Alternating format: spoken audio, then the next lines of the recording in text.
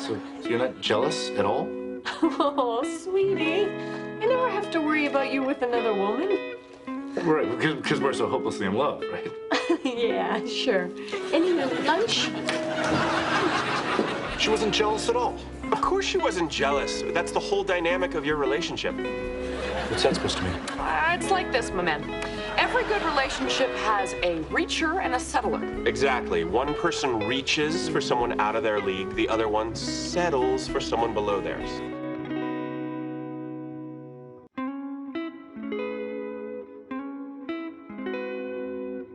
Now, judging by that logic, who do we sincerely think is happy?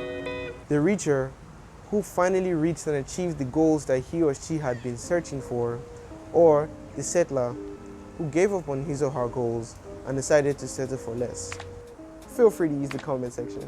Now, for the sake of this video, we'll be taking a look at the settler, particularly why he or she chooses to settle for less. I'd like us to try something. I'd like you to think about the one thing that you really want. It could be personal, like an improvement in your character or personality, or it could be a dream job, one that you just want to devote your entire life to, or it could be a skill you're trying to learn or a habit that you're trying to break. Have you done that? Great. Now, whatever it may be, a settler is someone who knows exactly what they want, but is still satisfied with that thing never being a part of their lives. Now, you might be thinking, there's no way I'll give up on my dream of having a 02 statue in my backyard and a doorbell that says darling to match. But there are so many reasons why people become settlers. And honestly, no one is beyond them. So much so that even I was a settler for at least a part of last year. Now, some reasons why people may become settlers are caring about what people think. Now, this causes a fear of being laughed at or seen as silly for chasing your goals by the people around you. Or it also causes a fear of judgment from people when you fail to achieve said goals. Self-sabotage. This is what people do to avoid the fear of rejection.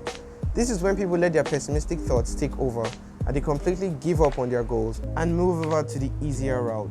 And for the most obvious reason, people give up when it takes too long or gets too hard. We fail too many times and put in countless hours of effort with nothing to show for it. And at the end of the day, we respond to that by giving up. And these are but a few of the reasons why people choose to become settlers. And to fight these reasons when they do come by and you find yourself drifting into settler territory, here are a few things that we should try. Stop trying to predict the future. It will only worsen your anxiety and kill your hope. Don't rely on your feelings. Your worried feelings, fearful or depressed feelings are exaggerated and are not based on reality. When you find yourself feeling depressed or down, focus on the facts of your current situation and not on how you're feeling or thinking at that moment. Re-establish or revisit the reason why you are chasing this goal, as it will help motivate you when things get rough. Refuse to give up when you haven't tried all the possible ways. If the approach you are currently using isn't working, try a different approach. Keep on doing this until you find a method.